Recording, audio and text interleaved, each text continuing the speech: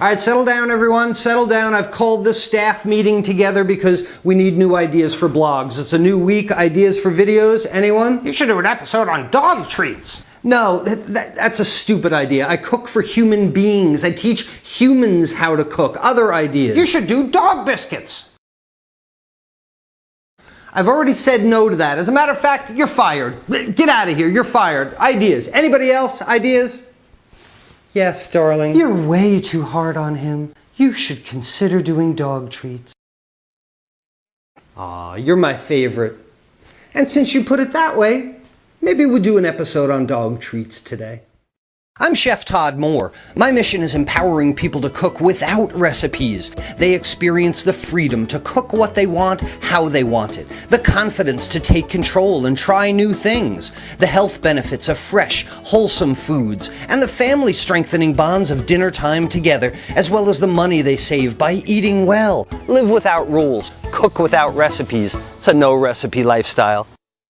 I've gotten emails in the past asking me to do dog treats, and I kind of responded with, I cook for humans. But the dog bakery near me went out of business, and I'm a dog lover. I like rewarding my dogs. I also like feeding them good, wholesome items, so it was a very short leap for me to go do some research and figure out how to make dog treats. And you know, the thing I realized, it's so much easier than cooking for people because the dogs aren't going to complain. If I simply put items in the dog treats that I know they're gonna like and include wholesome ingredients, they're gonna gobble them up, and oh my goodness, I used to spend so much money on these things out of guilt for my animals. Very simple. It is the simple ingredients that we use and put together some dog treats today.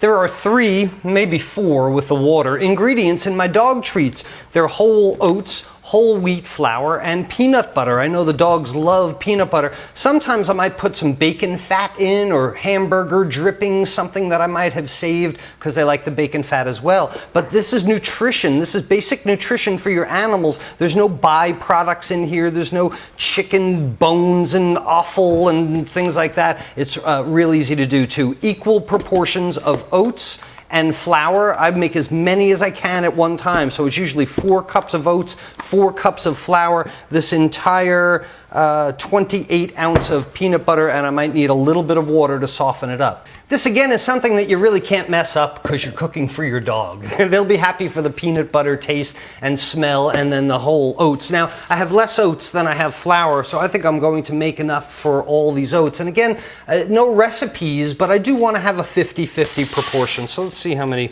oats I have. That's 4 cups. It's about 5 cups of oats that I'll put in my mixer bowl. 5 cups of oats. Let's do 5 cups of whole wheat flour.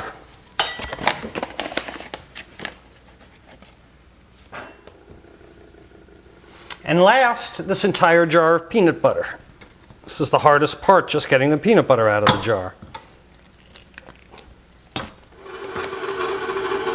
You really do need a mixer for this because it's very, very sticky if you try and do it by hand.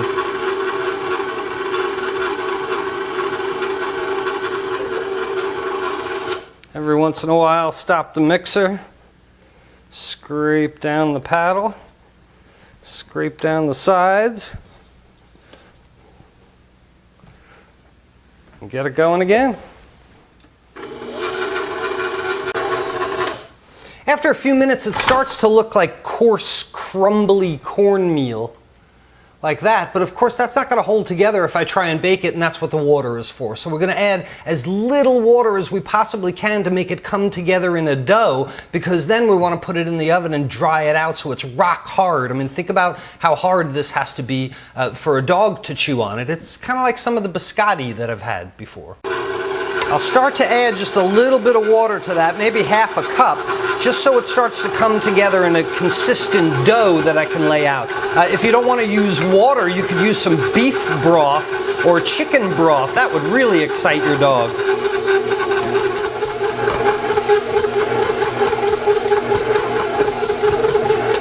All right, I've put about a cup of water in here. And see now how these will stick together into a dough, where before it was dry, coarse cornmeal. And now simply take a sheet pan and my dog treat dough and press it all down into one layer, consistent layer in the sheet pan.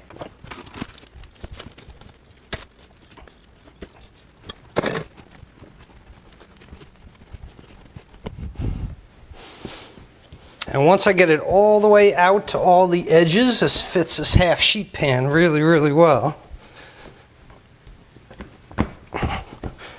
Push it all down to a consistent width. And again, since I'm going to bake this like biscotti and it's going to be rock hard, well, we'll need to score it first.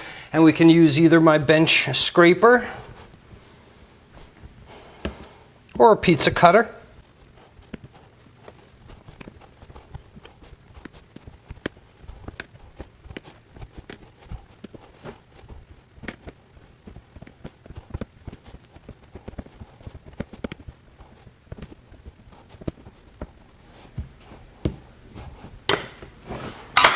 There, when I've got them all portioned out, they're ready for the oven.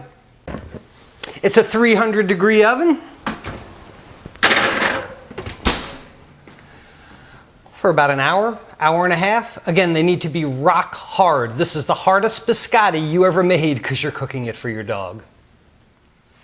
After about an hour, I just touch them with my finger. Yes, they're hot, but if they're still soft and the ones in the middle of the tray were still a little too soft, the ones around the edge were harder, I left them in. It's been about an hour and a half now, and I think they probably should be done.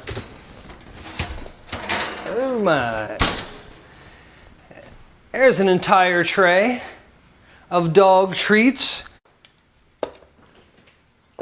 Natural dog treats that only have peanut butter, oats, whole wheat flour, and water in them. That's great. This is wholesome food, not only for you, because you could certainly eat them. They're like cookies without egg or leavening agent. Totally wholesome. Excellent for your dog. You don't need a recipe for it. I say this is about family, so your dog now has joined a no-recipe lifestyle. Roll over. Good dog. Okay.